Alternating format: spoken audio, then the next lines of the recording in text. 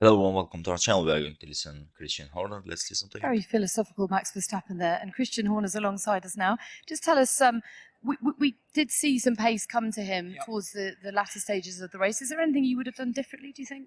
Well, I think that first stint was where we gave away all the time. If you look at Max came in for the pit stop, 18 seconds behind Oscar, and at the checkered flag, he was 16 seconds behind. So on the hard tyre, we were pretty competitive. So I think we need to understand maybe we overcompensated based on the degradation we saw yesterday. For sure, we need to find a little bit more pace. Then just life is easier. But he drove another great race today. You know, the pass on Charles, he caught the Ferraris, he passed Charles. And yeah, you know, a fourth place finish and important points, but we know we've still got plenty to do. And he's enjoying himself, clearly. Just taking a step back, Christian, it kind of feels like we've carried on from the end of last year, isn't it? You know, McLaren with the seemingly the quickest car, a 10th or two. Have you guys understood where the performance deficiencies are? And are you going to try and correct that for this year? Or are we already thinking, you know what, this is a McLaren year, we've got to get 26 right? Karan, it's race 2. It can't be that defeatist. I mean, we're 8 points behind in the Drivers' Championship after 2 races. And there's everything to play for. And if nothing else, last year teaches you, you can start as strong as you like. It's how you finish. And look, we've got great strength and depth in our team. Everybody in the company knows we've got a bit of pace to find. And we've got the tools, we've got the people in order to do that. It's just unpicking it. I think we've got some very good data out of today. Max is working harder than I've ever seen him. He's more integrated into the engineering group than I've ever seen. And as he said, he seems to be enjoying that aspect. So he's not getting super stressed. He's, of course, like any driver, impatient performance, but he's working with the engineers to say, okay, what about this? What about this? This is what I'm experiencing as a driver. This is where I need the lap time from. And that's the only way collectively that we're going to get performance. To speak of the other driver then a little bit, Christian, Liam, I know there was a lot of changes, I think, or you can tell me a lot of changes or not, but some changes overnight to start from the pit lane.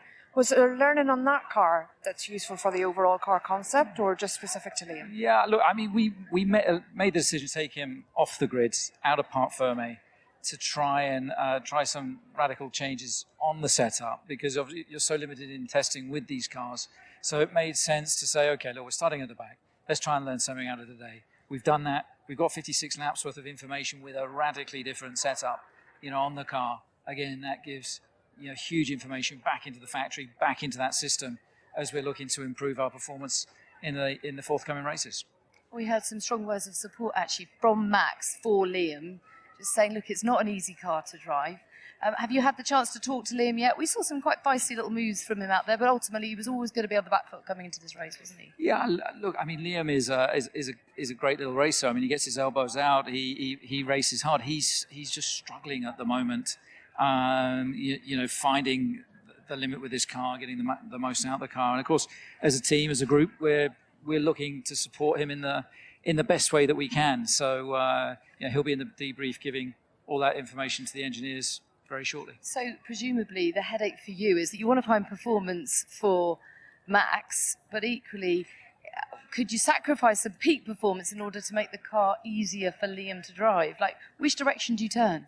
Well, look, you're always going for ultimate performance, and fast cars are never easy cars to drive, but we know that there's performance that we need to find, and we need both drivers up there. If there's to be any chance of fighting for a Constructors' Championship. So, and at the very least with the Drivers' Championship as well, you need to have a second car in play. You can't just do it, one-legged. So, we want, as a team, collectively, to make sure that we're getting the best out of both drivers and getting both cars as far up the grid as we can. Now, Liam did say yesterday he knows he hasn't got the luxury of time at this team, but will you give that to him? Well, look, Formula One is a pressure business, isn't it? And there's always time pressure, and he knows that,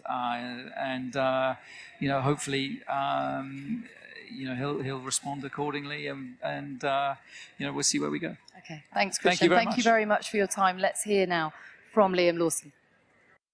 Yeah, we'll see how he will respond to